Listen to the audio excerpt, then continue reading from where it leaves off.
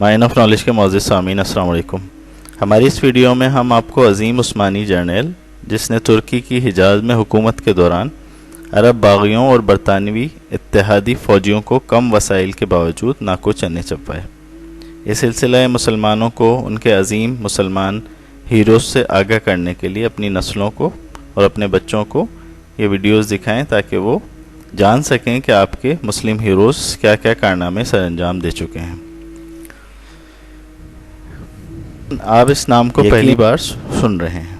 یہ خلافت عثمانیہ کا وہ بہادر جرنیل تھا جو اکیلا تنہا عرب باغیوں اور برطانیہ اور اس کے اتحادی افواج سے 72 دن تک لڑتا رہا، اور بعد میں برطانیہ نے اس کی بہادری اور دلیری سے متاثر ہو کر ان کو صحرائی چیتا یا ٹائیگر آف دی ڈیزرٹ کا خطاب خود دیا۔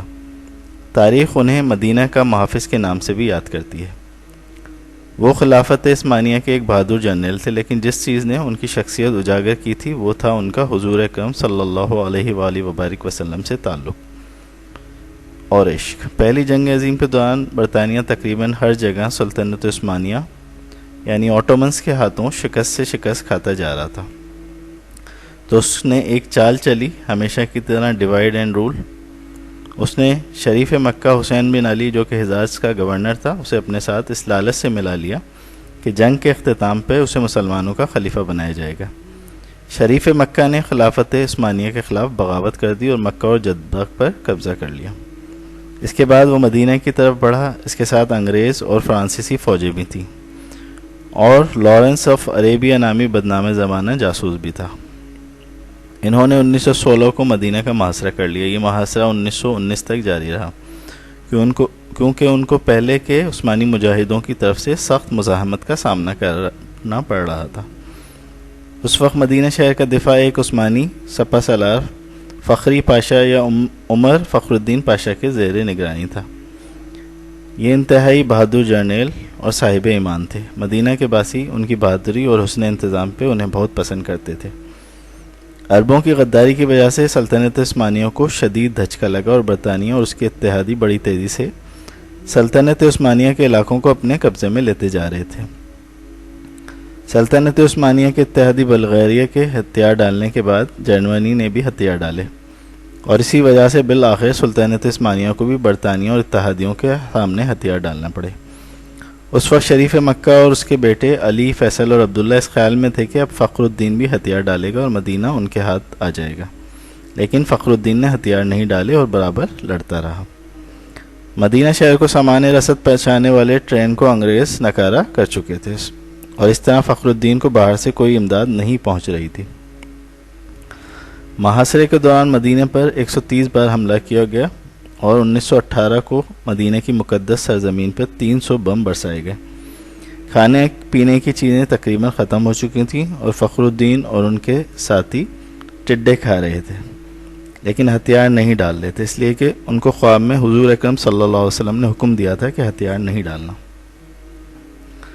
ایک ترک مصنف لکھتے ہیں، ایک مرتبہ 1918 میں جمعے کے دن فخر الدین پاشا مسجد نبوی میں نماز کے دوران خطبہ دینے ممبر کی سیڑھیوں پہ چڑھنے لگے تو آدھے ہی راستے میں رک گئے، اور اپنا چہرہ حضور اکرم صلی اللہ علیہ وآلہ وبارک وسلم کے روضے کی طرف کرتے ہوئے کہنے لگے، یا رسول اللہ، میں آپ کو کبھی نہیں چھوڑوں گا۔ اس کے بعد انہوں نے نمازیوں اور مجاہدین سے ولوا انگیز خطاب کیا، مسلمانوں، میں تم سے حضور صلی اللہ علیہ وسلم کا نام لے کے جہاد کی اپیل کرتا ہوں، جو اس وقت میرے گواہ بھی ہیں۔ میں تمہیں حکم دیتا ہوں کہ دشمن کی طاقت کی پرواہ نہ کرتے ہوئے حضور کا اور حضور کے شہر کا آخری گولی تک دفاع کرو۔ اللہ ہمارا حامی و ناصر ہو، اور حضور کی برکت ہمارے ساتھ ہو۔ ترک افواج کے بہادر افسان، اے چھوٹے محمدیوں، آگے بڑھو اور میرے ساتھ مل کے اللہ اور رسول صلی اللہ علیہ وآلہ وسلم کے سامنے وعدہ کرو کہ ہم اپنے ایمان کی حفاظت اپنی زندگیاں لٹا کے کریں گے۔ اس کے بعد فخری پاشا نے کہا کہ ایک خواب میں حضور صلی اللہ علیہ وسلم نے حکم دیا تھا کہ وہ ابھی ہتھیار نہ ڈالیں۔ 1918 میں جب اسے شریف مکہ کی طرف سے پیغام آیا کہ ہتھیار ڈال دو، تو اس نے ان الفاظ میں جواب دیا، فخری پاشا کی طرف سے جو عثمانی افواج کا سپہ سالار اور سب سے مقدس شہر مدینہ کا محافظ اور حضور صلی اللہ علیہ وآلہ وسلم کا ادنا غلام ہے، اس اللہ کے نام سے جو ہر جگہ موجود ہے، کیا میں اس کے سامنے ہتھیار ڈالوں جس نے اسلام کی طاقت کو توڑا، مسلمانوں کے درمیان خون ریزی کی اور امیر المؤمنین کی خلافت پر خطرے کا سوالیہ نشان ڈالا یعنی اربوں، اور خود کو انگریز کے ماتحت کیا۔ جمعرات کی رات میں نے خواب میں دیکھا کہ میں تھکا ہوا چل رہا تھا پیدل، اور خیال میں کسی طرح مدینہ کا دفاع کیا جائے یہ سوچ رہا تھا۔ چنانچہ اچانک میں نے ایک جگہ پہ خود کو نامعلوم افراد کے درمیان پایا جو کہہ رہے تھے، جو کام کر رہے تھے۔ پھر ان میں سے ایک بزرگ شخص کو دیکھا، وہ حضور صلی اللہ علیہ وآلہ وسلم تھے، ان پر اللہ کی رحمت ہو۔ انہوں نے اپنا بایاں ہاتھ میری پیٹھ پہ رکھا اور مجھ سے تحفظ کا احساس دلانے والے انداز میں کہا، میرے ساتھ چلو۔ میں ان کے ساتھ 3 قدم چلا اور وہ پھر میں بیدار ہو گیا۔ میں فوراً مسجد نبوی گیا، اپنے رب کے حضور سجدے میں گر پڑا اور اللہ کا شکر ادا کیا۔ اب میں حضور صلی اللہ علیہ وسلم کی پناہ میں ہوں جو میرے سپہ سالار اعلیٰ ہیں۔ میں مدینہ کی عمارتوں، سڑکوں اور اس کی حدود کے دفاع میں دل و جان سے مصروف ہوں۔ اب مجھے ان بیکار پیشکشوں سے تنگ نہ کرو۔ 1918 کو سلطنت عثمانیہ نے ہتھیار ڈال دی اور وزیر جنگ نے فخری پاشا کو پیغام بھیجا کہ ہم نے معاہدہ کر کے ہتھیار ڈال دیے، اب تم بھی ہتھیار ڈال دو۔ لیکن فخری پاشا نہ مانے اور اپنی تلوار حوال کرنے سے انکار کر دیا۔ اس پر سلطنت عثمانیہ نے انہیں عہدے سے برطرف کر دیا، لیکن اس کے باوجود بھی وہ ڈٹے رہے اور اسی طرح لڑتے رہے۔ اسی طرح جنگ ختم ہونے کے باوجود یہ صحرائی چیتا، یہ عاشق رسول صلی اللہ علیہ وآلہ وسلم 72 دن تک اکیلے عرب باغیوں اور برطانیہ اور اس کے اتحادیوں سے لڑتے رہے اور اپنے چھوٹے سے دستے سے مدینے کی حفاظت کرتے رہے۔ آخرکار اس کے اپنے ہی ساتھیوں نے تنگ آ کے انہیں پکڑ کے دشمنوں کے حوالے کر دیا۔ 1919 کو شریف مکہ کے بیٹے علی اور عبداللہ مدینہ شہر میں داخل ہوئے اور 12 دن تک شہر نبی صلی اللہ علیہ وسلم کا تقدس پامال کرتے ہوئے لوٹ مار کرتے رہے۔ 4850 گھروں کو جن کو فخر الدین نے تالے لگوائے تھے انہیں توڑ کے لوٹ لیا گیا۔ فخر الدین نے 2 سال مالٹا میں قید میں گزارے۔ 1921 میں ان کو رہائی ملی تو دوبارہ ترکی کے افواج میں شامل ہوئے اور یونان اور فرانسیسیوں کے خلاف جنگیں لڑیں۔ اس کے بعد وہ افغانستان میں ترکی کے سفیر رہے۔ 1948 کو دل کا دورہ پڑا، اپنے خالق حقیقی سے یہ ہیرو جا ملا۔ ان کی خواہش کے مطابق انہیں استنبول میں دفن کیا گیا۔ اللہ ان کی قبر کو نور سے بھر دے۔ افسوس اس بات کی ہے کہ ہماری نسل سرے سے ان لوگوں کے اپنے ہیروز کے ناموں سے واقف نہیں۔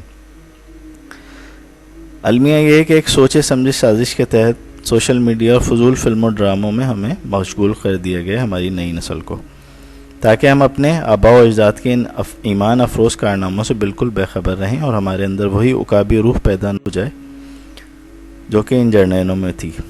اس جرنیل کی داستان پڑھنے کے بعد شاید ہر کوئی خواہش کرے کہ کاش اس کی جگہ وہ خود ہوتا اور حضور صلی اللہ علیہ وسلم کی طرف سے اس طرح حکم مل پاتا۔ اب وقت آ گیا ہے کہ ہم دوبارہ اپنے ان اسلاف کو زندہ کریں جو اللہ اور رسول صلی اللہ علیہ وسلم کے نام پر مر مٹے۔